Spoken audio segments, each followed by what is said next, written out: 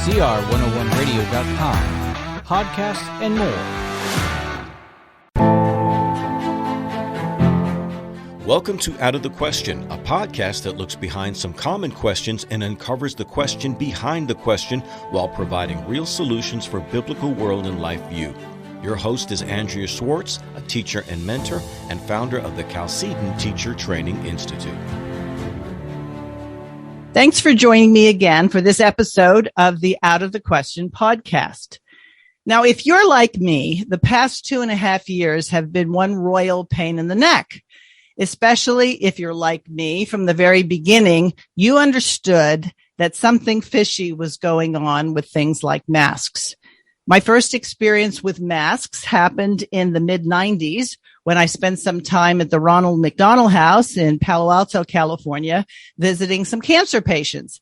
And one of the remarkable things was that the immune compromised were the ones who wore masks, and those who weren't did not. So I think that had a lot to do with me questioning why on earth we have to wear masks. Well, as time went on, it became a struggle to do much of anything if you didn't have a mask on. Either you'd be looked at as somebody who was trying to contaminate the people of Earth, or somehow or other you were this rebel. And as time has gone on, I have noticed that more and more people fall into one of two camps. Either the, what does it matter? If they tell you to wear a mask, wear a mask. As opposed to those who say, it makes no sense, it makes no sense. So everybody's seen the meme with the guy on the motorcycle without a helmet, but he's wearing a mask.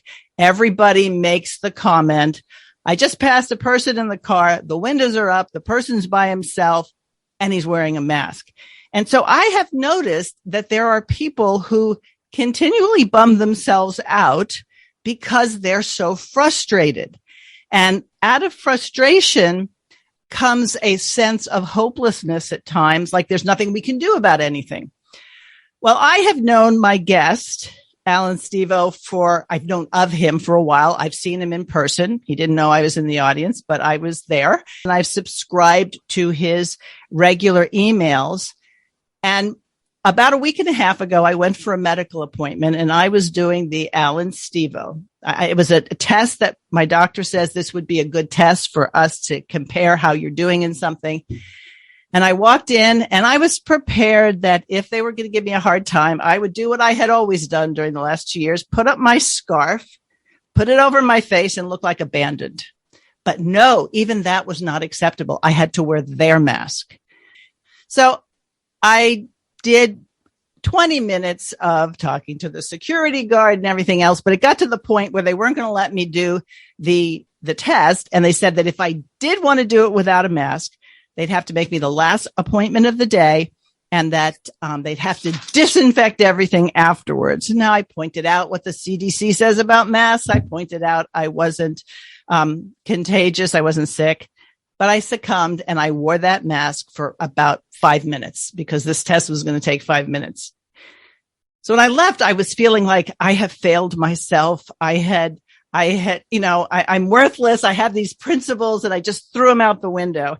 And as I got to my car, one of Allan's emails came in and the name of it, his article was, "If the sheep disappoint you, read this."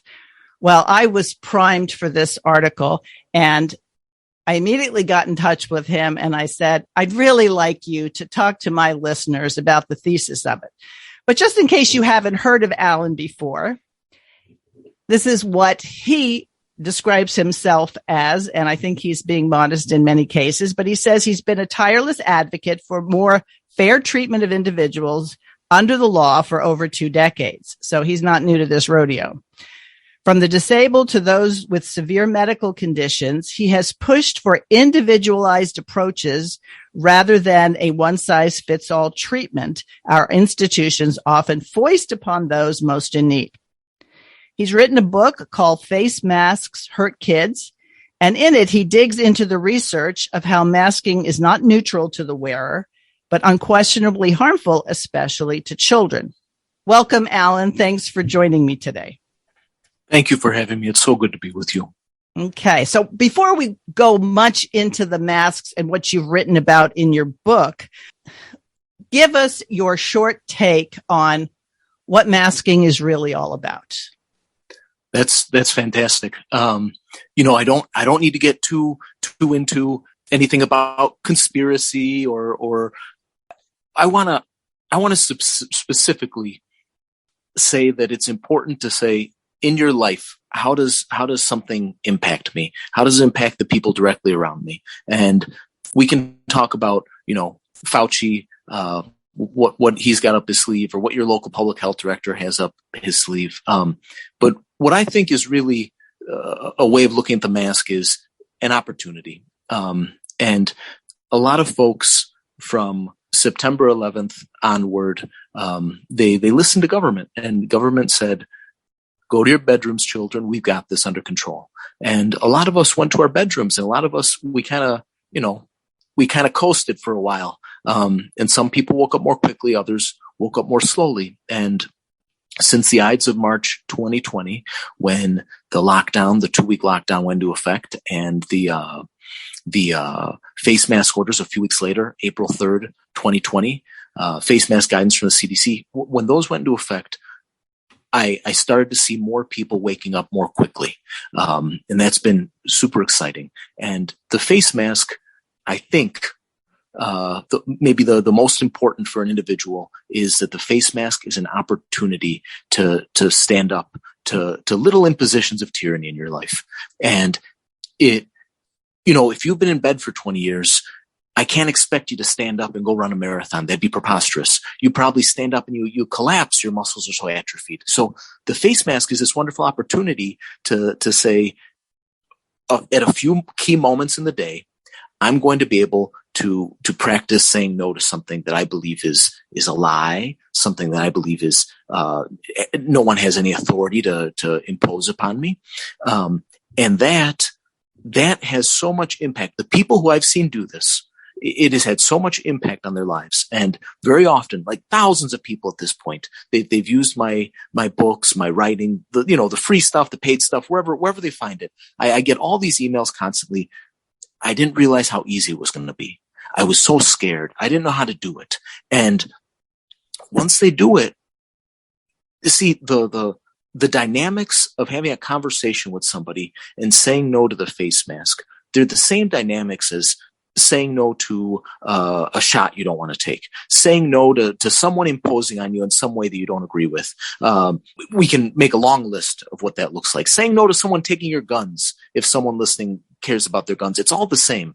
And if you can't say no to a face mask every single time, then you just haven't heard the right reason yet to take the shot. You haven't heard the right reason yet to give up your guns. You haven't heard the right reason yet to have your church closed down, whatever it may be. And this is so important, this practice. That's what I think the face mask is most importantly about to the individual. Okay. So we have been taught that we live in America, the land of the free and the home of the brave. And yet, as you pointed out, not so much when you don't look at what the restrictions have been. So do you think our issue has a lot to do with valuing illegitimate authority? I mean, doctors were the ones, and, people who had degrees after their names. Well, everybody saw the doctor shows for the last 40 years. I mean, they're doctors. They wouldn't lie to us. So do you think the dynamic is that people just said, well, these people know what they're talking about? Yeah, that's a good way. There's in the world around us, there's so much emphasis on kind of fragmenting who's allowed to know what, right? There's so much specialization. So you're able to have a lockdown encouraged by public health officials, which totally ignores that even in their own field, right? Public health has said for decades, there has to be, when there's economic downturn, there's higher suicide rates, for example. There's when someone lives in a poor economic situation, they're more likely to have higher rates of heart disease, right? So this is even in their own field. So epidemiologists in public health were able to effectively shut down the world around us without paying attention to even other areas of their own field. And so there's this area of specialization that we're not allowed to give comment on what we don't know about. We're to trust the experts in every area of life. And a problem with that is that the experts they don't have a broad understanding of the world around them. They're not full of wisdom. They have like very specific area of data that they focus on. And, they may have a great deal of data, but again, it's not wisdom, right? They're not sitting there saying, how can I be as wise as possible? How can I be the Solomon of my age? So in that situation where you're constantly being asked to trust the expert, if the expert only has a very small segment of information, they just miss so much. And, as individuals, we're called on. It's good that there's experts out there. It's good even that there's experts that specialize only on one thing. That's fine with me. As long as you then are trusting that you're going to be the one who incorporates the various statements of different experts, the different and to apply wisdom to it and to figure out you can walk through your life. But modernity encourages us to do a number of bad things in this situation. One of those bad things is to kind of outsource decision making to experts. And there, I think it's good to recognize that so that you don't get caught up in that trend. And it's quite a powerful trend going on around us. And it's very tiring to be expected to always know what's going on. And it's very tiring. I understand it's very tiring to always be pushing back against the tyrants around you. But a wonderful thing is, it happens for everyone. The more you exercise these muscles, the more endurance you have pushing back. And then it becomes second nature. Some of the things that I go through during the day, I live in left coast lockdown land. And, some of the things I go through during the day, it's when friends visit me from other places, they're not ready for it sometimes. And it's good to have some resistance, to always be pushing against where your boundary of freedom is, because you're getting practice. If there is, I think the nonsense doesn't just come to an end tomorrow. I think there's greater tyranny ahead for us. And I'm not saying there's some grand plan necessarily, though there probably is from lots of different people. Lots of tyrants all over the place have their own plans for people. But just the way our system works, there's always going to be tyranny coming at us. And if the individual pushes back and demands freedom in his own life, he's going to live that more free life. And it always comes down to this. And though it may be tiring sometimes, this is part of what we're called to do. And you will very quickly see how easy it gets and how quickly you grow by exercising those muscles. Well, yes, I agree with you on that. I think what's important to also realize is we've lived under this banner of being enslaved and not realizing we were enslaved. And you go back to when the Hebrew people were leaving Egypt, it wasn't just enough to leave Egypt. They had to learn how not to be a slave. They had to learn how to be free men.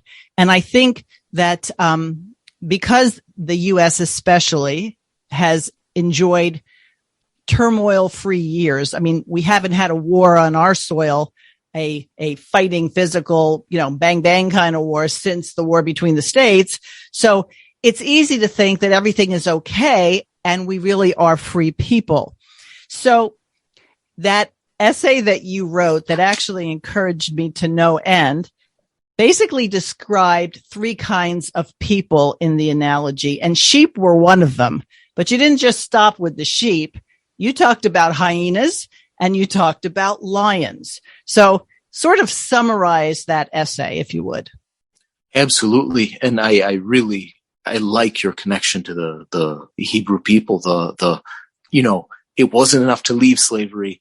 You had to realize you were enslaved. You had to work out, right? You had to wander them around the desert for 40 years till everyone, but I think only 2 of them survived, right? Only 2 of the people from Egypt survived, right? That's something to really keep in mind. Can someone who is a slave ever not become not a slave? And thankfully, thankfully there are those 2 people who did make it out, right? That's a hopeful thing. If once a slave does not mean always a slave. Exactly. Yeah. In that essay you mentioned, I go back to this often in my writing, often when I speak to groups, and I go up and down the California coast speaking to groups, organizing activist groups. And what I'm seeing is so very hopeful. It is, and wherever your listener is listening from, even in California, I have no question that this is a victory that is being won. So this is wherever your listeners are listening from. This is even in California. They may be living in a more free place, and so I want them to be hopeful about what they're seeing around them. There's you can be paying attention to the Klaus Schwabs of the world. You can be paying attention to Bill Gates, Tony Fauci, Joe Biden, and these are people that most of us listening to this don't know personally. That person has no impact on their life directly, and we're often encouraged to pay a lot of attention to these. And, sometimes it's for good that we're encouraged to pay a lot of attention to folks like this.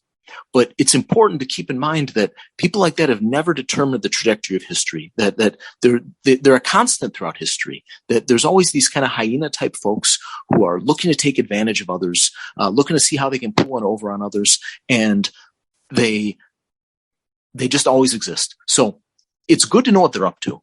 But if you're spending, I don't know, 10 hours a week, 40 hours a week, 80 hours a week obsessing over these people, there's a pretty good chance that it's bumming you out. There's a pretty good chance you're putting your energy where it doesn't deserve to be put. And then there's another group of people, this more sheep-like people, and it's often pejorative that people say, "Oh, those sheep." And I don't mean to be pejorative. I don't mean to dehumanize anyone when I say this, but it is in all periods of history. There's the vast majority of people. They are kind of, they're looking for who to follow. They're looking around them for cues on who's the best leader. And, for example, they looked at Andrew Cuomo at one time and said, that is one of our best leaders in this country, and that's who I have to be following. Or looked at Tony Fauci saying the same.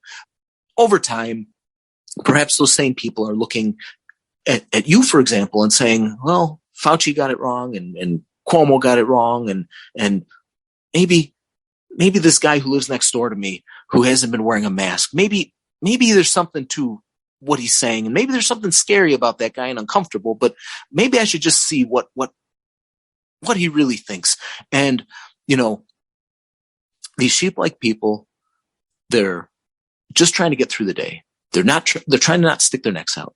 And if you're paying too much attention to them, like when you started, the guy driving around triple masked in his car with the window sealed, which, by the way, as I point out, in face masks hurt kids, that makes it more likely that he's going to cause harm to others with his vehicle.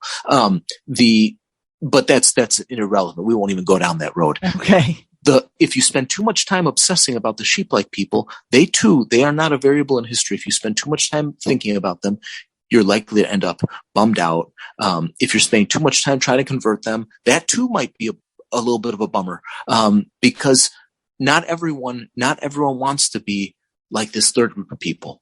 And that third group of people, those are lions. And the lions are the ones who determine the trajectory of history. They're the ones who change things. And those lions are constant, but there's something about the lions that are not a constant. And are the lions asleep during a certain period of time, or are they awake? And I don't even have to get into percentages, like does it have to be 51% of the population? Does it have to be 33% or 3% or 1%? And it doesn't matter. What really matters in your own life, we can go through totalitarian regimes I've studied throughout history. In your own life, bad things are going on around you. If you can figure out how to say no to those bad things, you're going to be living a free life. And this happens in all kinds of bad periods of history.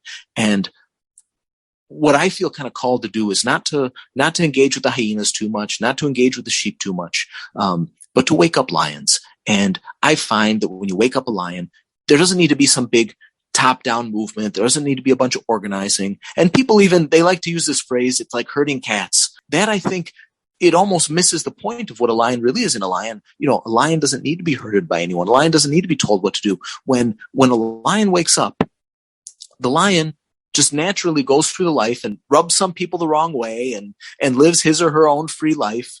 And it just naturally exudes freedom in the world around that person when that lion wakes up.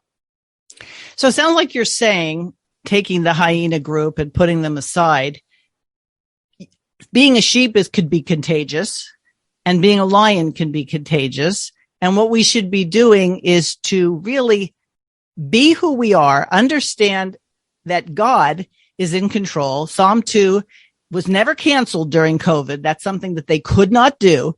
So that to have a view that says, okay, so maybe this is a training period because there's something we didn't get that God wants us to get. And what I like what you said in the essay is, when you find a lion, don't let that lion go until you find out a way to keep being in touch with that lion. What do you mean by that?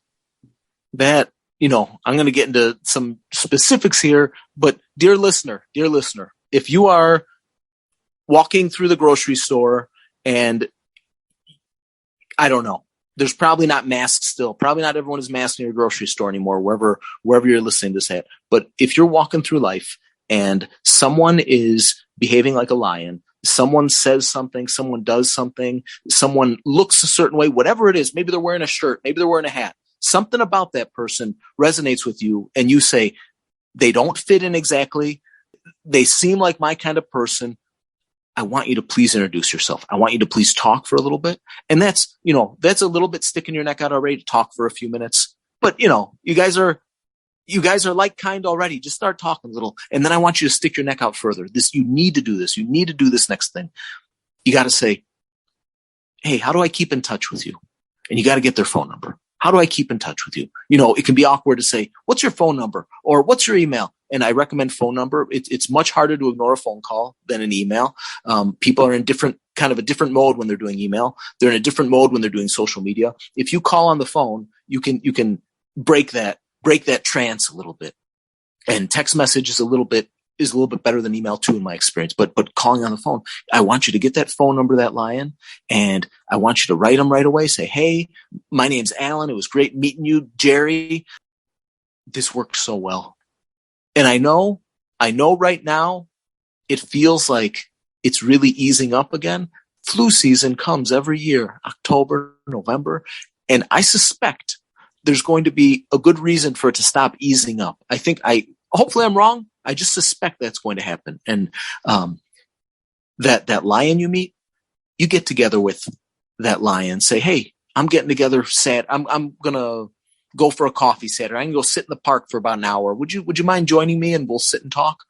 Every time you meet a lion, do that same thing. And you're going to end up with 3 lions maybe in the park. You're going to eventually end up with 30 lions. Eventually you're going to end up with 300 lions. And something that was so difficult from the Ides of March 2020 forward was how easy it was to isolate people from each other. And modernity kind of discourages community. Modernity wants us, and I believe so strongly in the power of the individual. I'm not going to pretend that the individual is not so important. So I'm not trying to say that.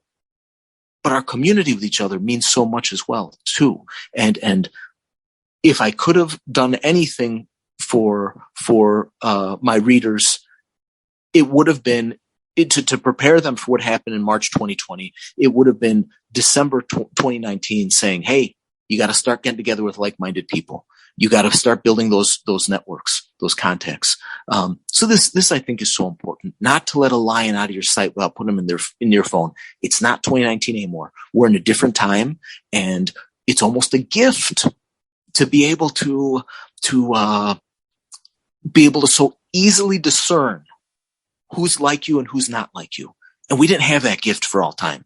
And it may feel so hurtful the way some of your friends talk to you, and perhaps it's just not, you've walked together for a time. Perhaps your roads are going to diverge for a time. Perhaps you'll end up back together for a time. And it's okay. It's okay sometimes to say, without there being hurt feelings, it's okay to just let some of that go. And I don't want anyone to leave their spouse over COVID or anything like that. I'm not saying that, but some relationships, it's okay to let go.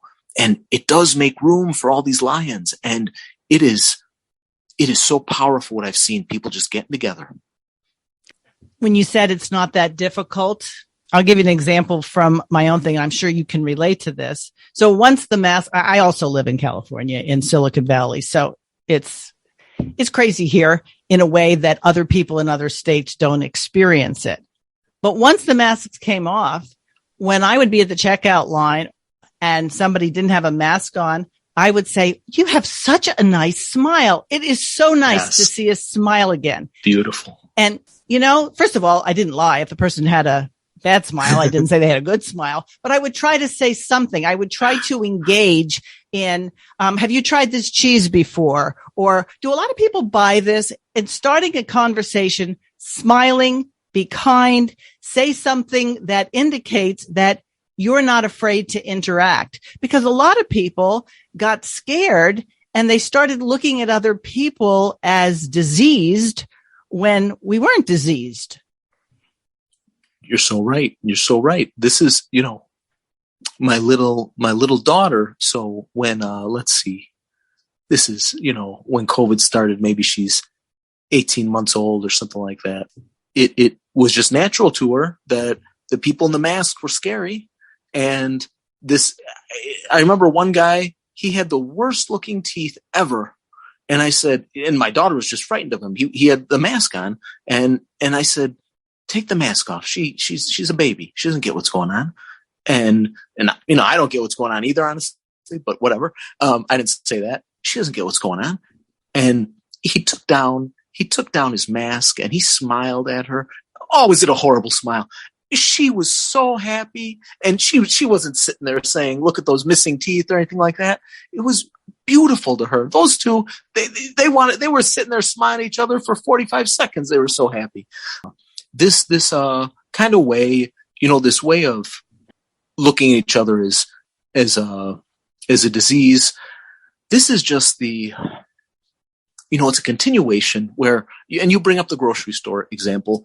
It is, modernity wants us, and I keep using this term modernity, in a very general way I'm using it about trends that we have often around us. Modernity wants us to look at the cashier at the grocery store as like an ATM machine or a bubblegum machine. This input creates that output, and that's reliably what's supposed to happen. And there's no, when you look at a human that way, it's like looking at a human like a machine, right? Or looking perhaps even like an animal. And that's not how humans work. And it's dehumanizing. It separates us. And so 2020 is merely this extension, 2020 beyond. It's been this extension of the same, of looking at a person as an object, right? Dehumanizing the person. Genesis 1:26. It says we're made. It doesn't say we're made in the likeness of a disease, or it doesn't say we're made in the likeness of a sexual act, or we're made in the likeness of a certain color flag, or none of that, right? It says we're made in the likeness of God. And this is like the antidote to modernity, if you ask me. And this is at the root of all my writing, that you're made in the likeness of God. And what you're saying, and some of the things that I've done, like I always make a point of addressing somebody who's serving me in a store by their name. They have a name tag on. So you say, "Thank you, Jennifer. Thank you, Alan. Thank you, whomever." And I'll often, especially in my neck of the woods, there are plenty of people who have names that I'm not familiar with. And I'll say things like, "Oh, that's an unusual name. Do you know what it means? Why did your parents?" I love doing that too. Yeah. Why did your parents name you that? Actually, there was one time, and this is funny because I was with my daughter. This was before COVID, but we were checking out at a Trader Joe's, as it turns out. And there was a fellow that had a tattoo of the state of California with a star where it was Sacramento, which is the capital. Now, he clearly wanted everybody to see that, because why would you put it on your neck? And so I looked at him and I said, "Were you afraid you'd get lost?" And he started my daughter almost died. But in other words, I was engaging with him just the way he wanted me to engage, because he wanted me to see it, right? And it's amazing that when you come back, you go to the same stores or whatever it is, it means that you're recognizing the humanity of this person. And person may not look like you. So, but I think this whole coming out of the masking and separation and social distancing and all that stuff gives us an opportunity to be kind, as Jesus told us we should be kind, to be long suffering. So instead of getting mad at all those sheep, just recognize that they're probably struggling too. And you can still smile at them. I've watched people leave a store with a mask on, and I don't have mine. I give them a big smile. They pull down their mask and they smile at you. It's little, but you're starting the process that says, maybe it's okay if I do this. Beautiful. Beautiful. So when I go each Sunday I'm at a Trader Joe's. Sometimes it's on a Monday, but usually it's on a Sunday afternoon after church. And when I'm checking out, I make, as you described, I'm talking to people, and I usually ask, how's your day going? How's business been? Like, those are and sometimes the person's into it, sometimes the person's not. And sometimes they'll ask, how's your day been? Right. And I don't know, maybe half people come back with, how's your day been? And it's a Sunday, and I think my preacher gives a great sermon. So I don't know any Sunday where I've walked away, I've been like, that was an awful sermon. So I say, I'm having a great day. I just heard the best sermon ever in church, and I'm excited about the week ahead, right? Something like that. Mm-hmm. And then sometimes the cashier will ask more, well, where do you go to church? And what's the sermon about? Right. And that's not usually, but once in a while. And the second thing I might say is, I am so happy. How's your day going? I'm so happy you guys aren't wearing masks anymore the way you were. I love when people smile at each other, something like that. So yeah. I'm about a month ago, I'm at Trader Joe's, and the manager, he comes up next to me. I'm about to check out, and we got to talk. And I've never talked to this guy my whole life. I don't know why he's coming up close to me, asking me this. And he's like, how's your day going? And I said, I just had the best church service, and let's talk more outside. So then I'm like, okay, there's something about me saying I go to church that bothers someone. And so I check out and I go outside, and I just turn the video camera on my phone real quick, I'm curious, and I leave it down by my side. I don't know what's going to happen. He's brought a witness with him, and I don't understand what's going to happen. So what he ends up saying is, when you're in my store, if you ever want to shop here again, I need you to never talk about religion again. And I need you to never talk about COVID again. I'm a little surprised that someone just said such a thing to me. And I know it's not Trader Joe's policy. I got lots of people I know working at Trader Joe's, and I know it's not policy what he just said to me. So he's just kind of going out there on his own, saying that's their store's policy. So I just ask him some questions. What about the guy who said, I want to start coming to your church? Here's my phone number. Is that a problem to be speaking to that guy? Or blah, blah, blah. Right. I sent the video. Probably wasn't nice of me to do this. But I sent the video off to a journalist. And the journalist helped make the Trader Joe's manager a little bit famous. I think it's real important as well to be standing your ground in these moments, right? It's so good to be having these conversations with other humans, and anyone who wants to try to stop you from having these conversations. I'm not walking in there trying to insult anyone, trying to push people into conversations they don't want to have. I'm not doing that. There's such an attitude in the air right now of you will offend, right? There's a spirit of offense in the air. Anything you say wrong might offend someone. You can't accept that. You can't. You have to just give what you can to someone else and do your best, and, not harass anyone, not chase anyone around with what they don't want to hear. But that spirit of offense is just another way of saying, you stop talking to that other person. You stop treating them like a human. And that's no good. The antidote, right? Again, we get back to Genesis 1. We get back to the antidote of treating each other like humans. Exactly. And under the pretense that we're loving our neighbor when we don't talk to our neighbor and we disassociate from our neighbor, you need to know the truth to be able to spot the counterfeit. And I think a lot of people, Allan, think, well, to make any real change, I got to run for this, I got to run for that. the stuff we're talking about is how you make the change. Everybody's got a circle of people they run into, whether it's the mailman, whether it's the person who's, anytime I have somebody at my house who's working, I make sure I have a stack of cold water and say, hey, or can we buy you lunch or something like that? Wow. It's not because I'm so wonderful. I pray for engagement. I want engagement with people. And it just doesn't happen where people drop in front of you and say, tell me all the sage wisdom that you know, because most people don't think other people have sage wisdom anyway. Just be real. And it's amazing. My husband and I have gotten to the point where when we meet what you would call a lion, however, whether they're a baby lion or a seasoned lion or whatever it is, let's go out to lunch. Let's go out to coffee and get to know each other. Wonderful. And that's the way in which you infect people with really the gospel of Jesus Christ, which is to recognize that people need to hear the truth about their situation.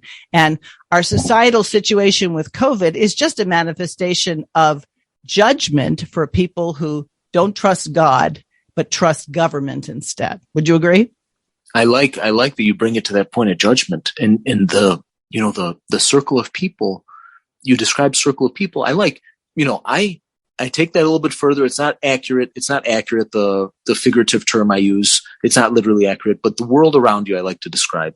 And, that circle of people you interact with, what's happening in Estonia or Ethiopia or China hardly affects you. But those like 10 people you encounter in a day, or 100 people, maybe if you're like super out there, right? Those, or 3 people, those people you encounter a day, that's the world around you. And to imagine that we should be talking about Estonia or we should be talking about Klaus Schwab instead of talking about your mailman and how you're going to be like the most awesome person in that dude's life for the 30 seconds that you have with him, right? That matters so much more than whatever you have to say about Klaus Schwab, right? Maybe you're like a big player, that truly can impact Klaus Schwab's life. Maybe you know him personally. He's at your private club and you guys spend 10 hours a week together. That's a different story. If that doesn't describe you, it means so much, those people you interact with for those 30 seconds. And like you described, taking them out for a coffee. And it's not about 51% of the population or $1 billion budget. And it's not about, and this is a little bit, it's a common kind of a thing on the political left is how many people can we get out in the street? And I get for pictures that works, for trying to shoot a nice movie that works, but that's not how people change. And the Bible's really clear. Where 2 or 3 are gathered in my name, right? Mm-hmm. Exactly. The Bible's not saying where you got the $1 billion marketing budget. The Bible's not saying where you have a majority of the population together to make a decision. That's not right. It really, the Bible's so clear that it's about the individual's heart. Exactly. Chalcedon Foundation sponsors this podcast, and our founder, Rush Doody, used to say, it's dedicated minorities that change things, not majorities. Mm-hmm. And it's easy to be a dedicated minority because all you have to do is be dedicated and not worry about how many there are who think like you. I'm sure everybody's had the opportunity to be in a situation where one person enters in and can change the whole mood and attitude of a group of people, either by being depressed or by being, joyful or optimistic. And I think one of the major aspects that COVID taught me is that I had been looking at categories wrong. I had been looking at conservative, liberal. I had been looking at Republican, Democrat. Now I'm like, oh, he doesn't wear a mask. And some of the people that I might have avoided in my life are now people that I don't avoid because it was like a light bulb that went on that said, maybe they're doing it because they're just contrary. Maybe they're not wearing a mask because they really don't believe it. I don't know. I'm going to at least find out. We have that commonality with each other. And it's not that everybody who doesn't wear a mask wants to talk to you, but how many times do we hear no in the world that another no isn't going to kill us, but a yes, right. Now that can be a big difference. Mm. I like that. And this, you keep blurring the line between culture and politics and faith right now. And I like it very much because it is not a distinct line. It does come down to, I had a woman in your neck of the woods in Silicon Valley. I was meeting with a group of activists, and I had a woman come up to me after the meeting, and she liberal politics her whole life. Everyone starts putting on the mask, and she's like, "No, this has nothing to do with what I've stood for my whole life. This is crazy." And she said to me, "I came to Trump in 2020. This is a liberal, huge liberal that she hated Trump in 2016. She said, "I came to Trump in 2020. Then she said something more important to me. She said, "I came to Trump in 2020. I came to Jesus in 2021. Amen. Amen. And I think that's the opportunity that you talked about at the outset.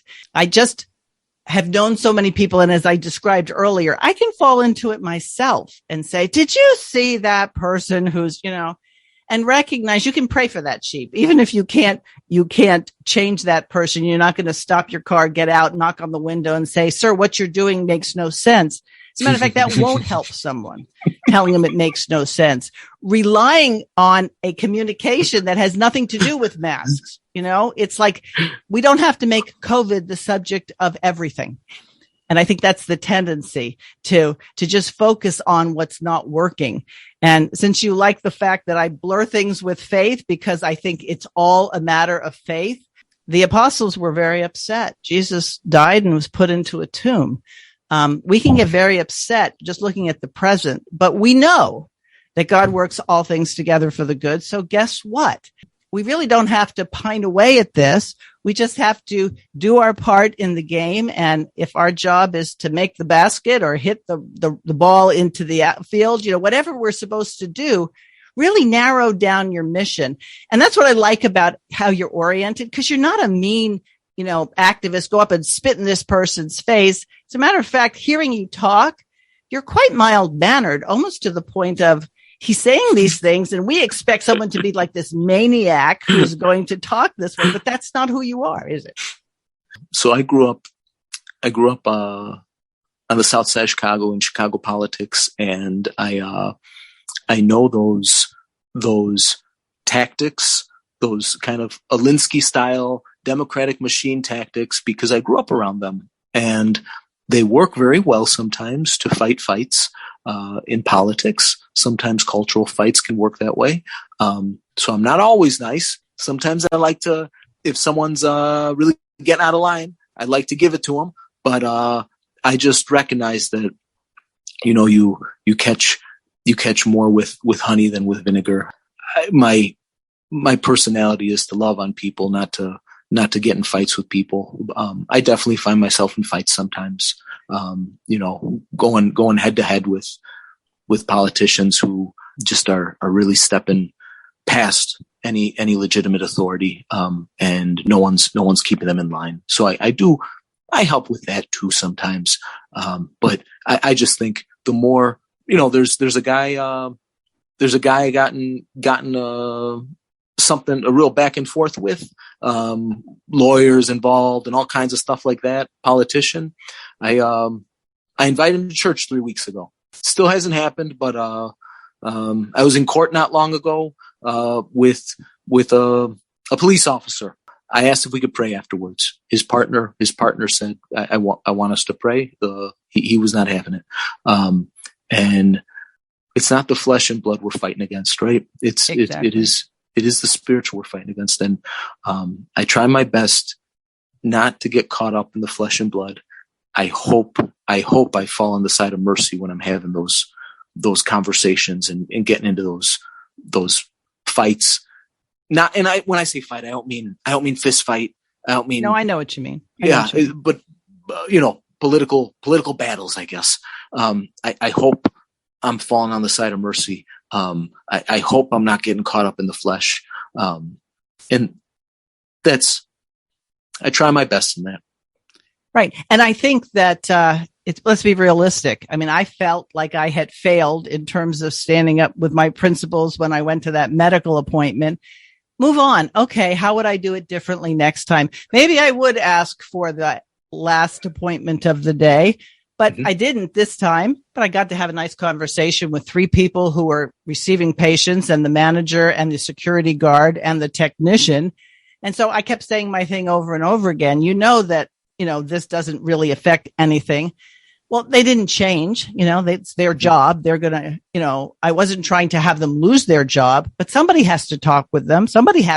They have to hear it. They had to hear what I had to say because they were dealing with me. And I think the challenge is to be prepared for opposition and then know how you're going to respond. So rehearse it in the shower, rehearse it in front of a mirror while you're brushing your teeth. So it's not the first time you're going to say it. And, it's like, and sometimes you're not going to be happy with your performance. So you give yourself a D and you say, okay, next time I'm going to go for the C. Yeah. I had a friend, I was on his pastoral, what was it called? He was an intern. So I guess it was an internship committee. And, he was in the Army, and they had after every battle, after every thing that happened, not just battle, after everything that happened, they'd get back and they'd say, okay, what went right? What went wrong? What would you do differently next time? And I've adopted that when in a lot of my organizing, in my activism, when I get folks together, I'll say, okay, let's go grab some coffee. I don't send everyone home. I say, well, why don't a few of us go grab coffee, talk over what happened. And it doesn't need to be even for specific next time that you go through that. But if you ask yourself, if you're sitting around being down about yourself, that's Satan's work, just trying to get you down. But something happens, you give yourself the D, figure out what it was, right? Get your wisdom, from that. Vow to do it better next time. Don't be down about it. Don't be any more down than it takes you to learn your lesson in that moment. Right. And I think that's good. I mean, that's true of everything. That's how we want to deal with our children and our grandchildren. We know you're going to mess up. You might have been surprised, but we're not surprised because we've lived long enough that we've messed up. So we move on from there. So just one thing, when you referred to the lions, find a lion, be a lion. It sent me to the book of Micah, where lions are talked about, the young lions, and so I don't know if that was an intentional reference to that or not, but the lions protect the sheep. I know that's not the way National Geographic portrays it, but in the scripture it is, right? So we're doing a service for the kingdom of God when we stand for Christian liberty, when we stand for not having people viewed less than human beings made in God's image. So this isn't just a personal thing, is it? To be more comfortable so you don't have to wear a stupid mask. It's so that we can do the Lord's work. Yeah, I believe it does come down to that. And I haven't thought about if I'm referencing Micah. I think I'm, is it the second or third? I think I'm the third time. I'm about to be the third time through the Bible this year so far. And I read it so much, it just kind of gets in me. And I got to go do some Micah reading now after you bring that up. Okay. But it wasn't intentionally from Micah. Well, or maybe it was through osmosis. God doesn't say, you didn't footnote me, you're in trouble. He wants us to plagiarize as long as we're giving it a accurate rendering. So, Allan, let's say there are people here who say, this guy is quite interesting. How do I get more of Allan Stevo? How would they do that?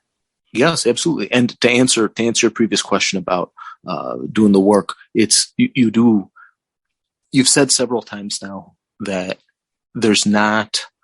How are people going to know unless you help them to know? Right? We're just supposed to be separate from them, and that's the wrong verbiage I used right there. We're just supposed to ignore the other humans around us. Go through your day and pretend they know everything they need to know. But sometimes maybe there is an opportunity to help someone grow. And that's loving to help that person do that. And, it is the sheep, the lions are to protect the sheep, right? The lions, when they do good, it does protect the sheep from the hyenas. The sheep might not realize it. The lions might never think about it that way, but just the lions living their own lives, keeping things free, it keeps the hyenas at bay. It protects the sheep. That's just how society works. And you get good times from the lions waking up and doing their thing.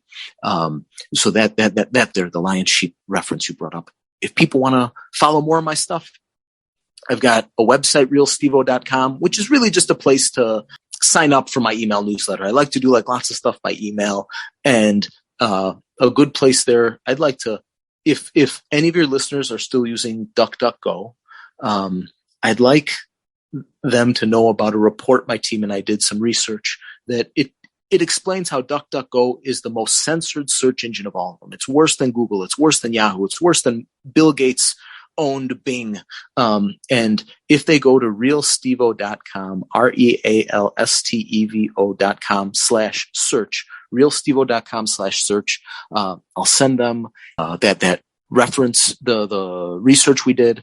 And right on the first page, it'll tell you these 11 search engines we discovered really censor heavily. These 2 search engines censor much lighter. And for right now, it's kind of like the best we have. You could also sign up by text message. You could text the word truth, TRUTH, the word truth to the number 33777. I got books out there. I send emails to my list, emails of encouragement. And I just want to be there to help you through this time, because there's this $1 trillion media machine out there that's looking to get you down, to depress you, to get you to believe some narrative. And I want to make sure I'm that voice in your day that's saying, listen, we're winning. This is going way better than they say it's going. And you just keep focused on your values. Don't let any of that nonsense distract you. And we're going to win this. We're going to see each other on the victorious side of this battle. Amen. And that's a message that a lot of Christians need to respond to, because Jesus said his burden was light. If you're feeling weighed down, you're carrying the wrong burden, and you're trusting in men as opposed to the living God. So, Allan, thank you. I'm really glad that I got a chance to interview you. I've been meaning to, but it wasn't until you encouraged me as I sat in the car, beating myself up because I didn't do it right, that I knew it was a good thing to share your perspective with other people. Thank you so much for having me. All right, listeners, as always, if you have questions, comments, or even suggestions for future interviews, you can reach me at outofthequestionpodcast@gmail.com, and I'll talk to you next time. Thanks for listening to Out of the Question. For more information on this and other topics, please visit chalcedon.edu.